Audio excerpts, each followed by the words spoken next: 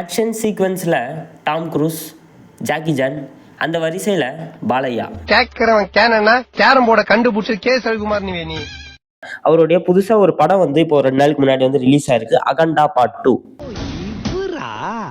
எங்க இன்னும் காணுமேன்னு பார்த்த வந்துட்டாரா சாரு. தமிழ்நாட்டில் பாலையா வந்து எதுக்கு ஃபேமஸாக இல்லையோ டைலாக் டெலிவரிக்கு ரொம்ப ஃபேமஸ் ஆயிட்டார். Johnny Johnny yes papa telling lies no papa open your மவுத்.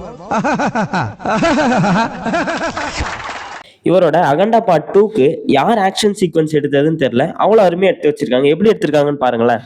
கிராவிட்டிங்கிறது எல்லாருக்கும் காமன், ஆனால் அது பாலையாவுக்கு கிடையவே கிடையாது. அப்படி இருந்திருந்தா அந்த தம்பியை அப்படி தலைகீழா பிடிச்சி அந்த பொண்ணுக்கு வந்து ஆரத்தி எடுக்க முடியுமா? நீ என்ன அவ்வளோ பெரிய அப்பாட்டாக்கிறா? இவர் மட்டும் இந்த காலத்துல பிறந்திருந்து இப்படி ஒரு மூவி எடுத்து இருந்தாருன்னா தம்பி வீட்டுக்கு போப்பா அப்படின்னு சொல்லிட்டு அமுச்சு விட்டுருவாங்க. காலம் போன வயசுல இது என்ன பங்களா நாய் மாதிரி மொசு மொசுன்னு ஸ்டைலா பேரம்பேத்தி.